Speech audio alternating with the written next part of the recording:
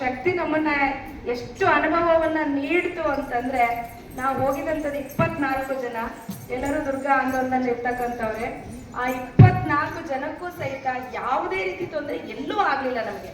ಅಲ್ಲಿ ಕೊಳ್ದೋದ್ರು, ಇಲ್ಲಿ ಕೊಳ್ದೋದ್ರು, ಇವ್ರಲ್ಲಿ ಹೋದ್ರು, ಅನಾರೋಗ್ಯದ ಸಮಸ್ಯೆ ಆಯ್ತು, ಹಿಂಗಾಯ್ತು ಹಂಗಾಯ್ತು, ಏನೂ ಇಲ್ಲ. ನನ್ನ ಸ್ನೇಹಿತರು ಬಂದಿದ್ದಾರೆ, ನನ್ನ ಕೊಲೀಗ್ ಸಹಿತ ಬಂದಿದ್ದಾರೆ. ನನ್ನ ಕೊನೆದನೇ ತನಕನೂ ಅವ್ರು ತಮಾಷೆ ಮಾಡ್ತಾ ಇದ್ರು ನಂಗೆ, ಇಷ್ಟು ಕೆಮ್ತಿದ್ಯಾ, ಇಷ್ಟು ಹುಷಾರಿಲ್ಲ, ನೀನು ಎಲ್ಲಿ ಹೋಗಿದ್ಯಾ ಅಂತ. ಮತ್ತೆ ನಾನು ಕೆಮ್ಮಿದ್ದು ಇಲ್ಲಿ ಬಂದ್ಮೇಲೆ ಇವತ್ತು ಕೆಮ್ತಾ ಇದ್ದೀನಿ. ಅಲ್ಲಿ 7 ದಿನ ನನಗೆ ಕೆಮ್ಮು ನಿಜವಾಗ್ಲೂ ಬರಲೇ ಇಲ್ಲ. ಏನ್ ಹೇಳೋದಿದೆ ಈ ಶಕ್ತಿಗೆ? ಯಾವತ್ತೂ ನಾವು ಅಷ್ಟು ನಡೆದೇ ಇಲ್ಲ, ಅಷ್ಟು ಫಾಸ್ಟಾಗಿ ನಡೆದೇ ನಮಗೆ ಗೊತ್ತಿಲ್ಲ, ಅಷ್ಟಷ್ಟು ಕಿಲೋಮೀಟರ್ಗಳು ನಡೆದಿಲ್ಲ. ನಾವು ಅಷ್ಟು ನಡೆದಿದ್ದೀವ ಅಂತ ಈಗ ನಮಗೆ ನಮ್ಮ ಮುಂದೆನೆ ಒಂದು ಪ್ರಶ್ನಾರ್ಥಕವಾಗುತ್ತೆ. ಆಮೇಲೆ ಕೆಲವು ಜಾಗಗಳನ್ನ ನಾವು ಕನಸಿನಲ್ಲೂ ನಾವು ನೋಡಕ್ ಸಾಧ್ಯ ಇಲ್ಲ, ಊಹೆಗೂ ನಿಲ್ಕದ್ದು.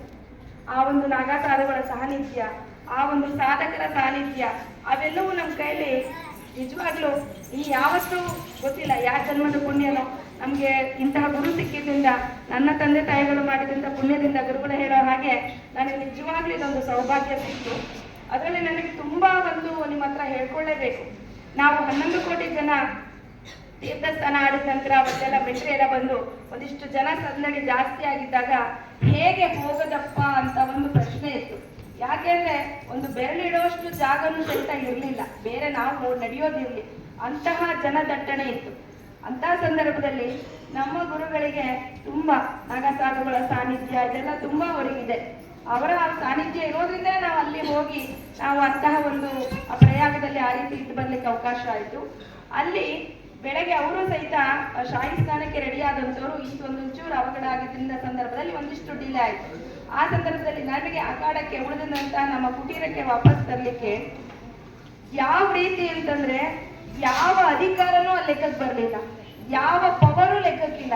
ಅವರು ಬಂದು ಒಂದು ಚಪ್ಪಾಳೆ ಹೊಡ್ಕೊಂಡು ಮುಂದ್ಗಡೆ ಒಂದು 6-7 ಜನ, ಹೆಚ್ಚು ಕಮ್ಮಿ ಒಂದು 6-7 ಜನ ನಾಗಸಾಧುಗಳು ದಿಗಂಬರರಾಗಿ ಇದ್ರು ಅವರೆಲ್ಲರೂ. ಆ ಸಂದರ್ಭದಲ್ಲಿ ಅವರು ಚಪ್ಪಾಳೆ ಹೊಡ್ಕೊಂಡು ಹರ ಹರ ಮಹಾದೇವ ಅಂದಾಗ ಇದ್ದಂತ ಮಿಲಿಟರಿನೂ ಸೈಡ್ ಆಯ್ತು, ಇದ್ದಂತ ಪೊಲೀಸರು ಸೈಡ್ ಆದ್ರು, ಇದ್ದಂತ ಜನಗಳು ಸೈಡ್ ಆದ್ರು.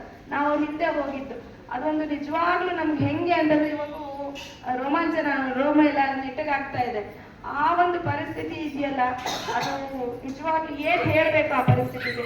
ಯಾರು ಯಾವ ತರ ಕರ್ಕೊಂಡು ಹೋಗಕ್ ಸಾಧ್ಯ, ಹೇಗ್ರಿ ಕರ್ಕೊಂಡು ಹೋಗಕ್ ಸಾಧ್ಯ? ಆ ತರ ಆ ಶಕ್ತಿ ಮಾತ್ರ ಜೊತೆಗೆ ಹೋದ್ರೆ ಮಾತ್ರ ತಾನೇ ನಾವು ಕರ್ಕೊಂಡು ಹೋಗಕ್ ಸಾಧ್ಯ. ಬೇರೆ ಅಕ್ಕಪಕ್ಕದವರೆಲ್ಲ ನಿಂತ್ಕೊಂಡು ನೋಡ್ತಾ ಇದ್ರು. ನಮಗೆ ಒಂಥರ ಎಸ್ಕಾರ್ಟ್ ಬಂದ್ರೆ ಜಾರಿ ಬಿಡ್ತಾರೆ ನೋಡಿ, ಆ ತರ ನಮಗೆ ಬಿಟ್ಟು ನಮ್ಮ ಕುಟೀರಕ್ಕೆ ನಾವು ಬಂದು ಸೇರ್ಕೊಂಡು, ಆಮೇಲೆ ಆ ನಿರ್ಮಲವಾದ ಪ್ರೇಮವನ್ನ ಅನುಭವಿಸ್ಬೇಕು ಅಂದ್ರೆ ಆ ಜಾಗಗಳಿಗೆ ಹೋಗ್ಬೇಕು. ನಾವು ಇತ್ತೀಚೆಗೆ ಆ ಸಂಬಂಧಗಳಲ್ಲಿ ಆ ಥರದ್ದೆಲ್ಲ ಕಳ್ಕೊಳ್ತಾ ಇದ್ದೀವಿ. ಯಾವ ರೀತಿ ಅವರು ಪ್ರೇಮದಿಂದ ನಮ್ಮನ್ನು ನೋಡ್ಕೊಂಡಿದ್ದ ರೀತಿ, ಮೂಲ ಸೌಲಭ್ಯಗಳಲ್ಲಿ ಒಂದಿಷ್ಟು ವ್ಯತ್ಯಾಸಗಳಾದ್ರೂ ಅದು ಯಾವ್ದ್ರ ಕಡೆನೂ ನಮ್ಗೆ ಗಮನನೇ ಇಲ್ಲ ಕಣ್ರಿ. ನಮ್ಗೆ ಯಾವ ಕಡೆನೂ ಗಮನ ಇಲ್ಲ. ಅದೆಲ್ಲ ಮೀರಿ ನಿಂತಾಗ ನಮಗೆ ಸಿಗೋದೇ ಬೇರೆ. ಆಮೇಲೆ ಗಂಗೆ, ತುಂಗೆ, ಯಮುನೆ ಅಂತ 3 ಸಂಗಮದಲ್ಲಿ ನಮ್ಮ ಗುರುಗಳೇ ನಮ್ಮ ತಲೆಗೆ ನೀರು ಹಾಕಿದಾಗ ಇನ್ನೇನ್ ಬೇಕು ಜೀವನದಲ್ಲಿ? ನಮಗೆ ಇನ್ನೇನ್ರಿ ಬೇಕು? ಯಾವ ಆಸ್ತಿ ಬೇಕು, ಯಾವ ಮನೆ ಬೇಕು, ಯಾವ ವೃತ್ತಿನೂ ಬೇಡ ಗುರುಗಳೇ. ಒಂದೊಂದ್ಸರಿ ಏನೂ ಬೇಡ ಅನ್ಸುತ್ತೆ. ಅಂತ ಒಂದು ಪುಣ್ಯ ಭಗವಂತ ನಮಗೆ ನೀಡಿದ್ದು ಯಾವ ಜನ್ಮದ ಪುಣ್ಯನೋ, ಈ ಜನ್ಮದಲ್ಲಿ ನಮಗೆ ಇಂಥ ಗುರುಗಳು ಸಿಕ್ಕಿದ್ದಾರೆ, ಅಭಯ ಸಿಕ್ಕಿದ್ದಾರೆ, ತಾಯಿ ತಾಯಿ ಸಾನ್ನಿಧ್ಯದಲ್ಲಿ ನಾವೆಲ್ಲ ಇದ್ದೀವಿ. ಇದಕ್ಕೆ ನಮ್ಗೆ ನಮ್ಮ ಮನೆ ಕುಟುಂಬದವರು ಸಹಿತ ನಾನು ಧನ್ಯವಾದ ಹೇಳ್ತೀನಿ. ಯಾಕೆಂದ್ರೆ ಮನೆಗೆ 1 ವಾರ ನನ್ನ ಗಂಡ ಮಕ್ಕಳು ನೋಡ್ಕೊಂಡಿದ್ರಿಂದ ನಾನು ಹೋಗ್ಲಿಕ್ಕೆ ಅವಕಾಶ ಆಯಿತು. ಅವ್ರಿಗೂ ನಾನು ಆಭಾರಿ.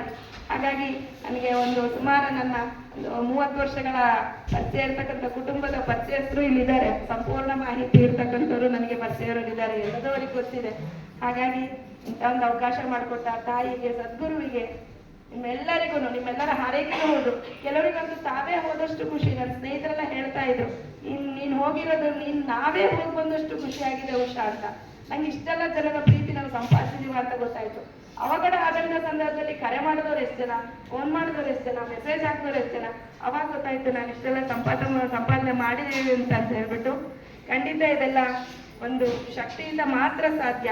ಇನ್ನು ಶಕ್ತಿ ಜೊತೆಗೆ ಇಂಥ ಯಾತ್ರೆಗಳನ್ನ ಹೋಗಬೇಕು ಅನ್ನೋದು ನನ್ನ ಒಂದು ದೃಢ ನಿರ್ಧಾರ ಆಗಿದೆ. ಇಷ್ಟು ದಿನ ನಾವು ಓದಿ ಯಾವ್ಯಾವ ರೀತಿನ ಎಲ್ಲ ರೀತಿಯಾದಂತಹ ಪ್ರವಾಸಗಳನ್ನು ಮಾಡಿದ್ವಿ. ಇನ್ನು ಆ ಶಕ್ತಿ ಜೊತೆಗೆ ಮಾತ್ರ ನಾವು ಪ್ರವಾಸ ಕೈಗೊಳ್ಬೇಕು, ಇಂಥ ಅನುಭವಗಳನ್ನ ಉಣ್ಣಬೇಕು ಜೀವನದಲ್ಲಿ ಅಂತೇಳಿ ಈ ಒಂದು ಅವಕಾಶ ಕೊಟ್ಟಿದ್ದಕ್ಕೆ ಸದ್ಗುರುಗಳ ಪಾದಗಳಿಗೆ ನಮಸ್ಕಾರ ಮಾಡ್ತಾ ಎಲ್ಲರಿಗೂ ಧನ್ಯವಾದ ಹೇಳ್ತೀನಿ.